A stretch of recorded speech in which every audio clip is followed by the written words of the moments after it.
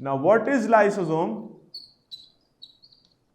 Lysosome क्या चीज है इसको समझते जाइए।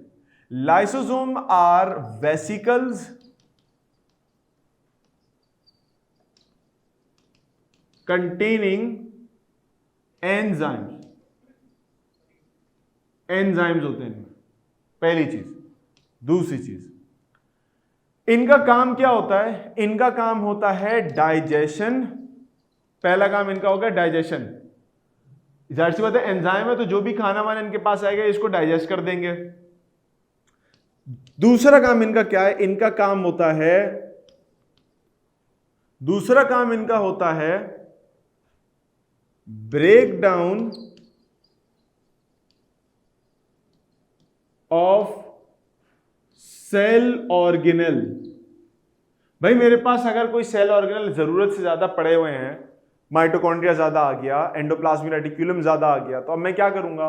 अब मैं करूंगा उसकी ब्रेक डाउन। ब्रेक डाउन कैसे होगी? उसको तोड़ के छोटे छोटे कंपोनेंट्स में ब्रेक कर दूंगा और उन कंपोनेंट्स को जहां चाहे इस्तेमाल कर सकता हूं। मुझे ऊपर कोई कैद नहीं, कोई मुझे रोकने वाला नहीं है, क्योंकि मेरा अपना सेल है। तो उसको तोड़ने, अपने ऑर्गेनल को तोड़ने के लिए भी इस्तेमाल कर रहा होता है।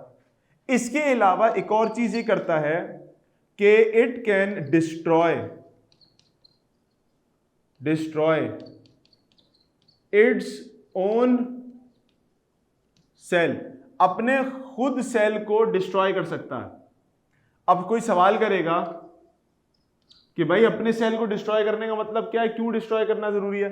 क्योंकि अपने सेल को डिस्ट्रॉय करता है, इस वजह से इसको सुसाइड सैक, सैक कहते हैं थैले को। एक ऐसे थैले जो कि खुदकुशी करने में इस्तेमाल होते हैं, इनको ये नाम दिया जाता है। आप कोई सवाल करेगा भाई अपने सेल को क्यों डिस्ट्रॉय करते हैं, तो उसकी वजह होती है। मैं आपको इसकी वजह बताता हूं छोटी सी।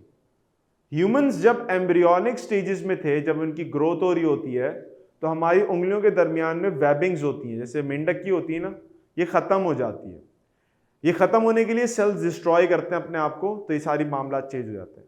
और आसान एग्जाम्पल समझो, मेंढक के बच्चे को कहते हैं टेडपोल। फ्रॉग के बेबी फ्रॉग को हम कहते हैं टेडपोल। टेडपोल जो है उसकी दुम होती है, फ्रॉग की दुम नहीं होती।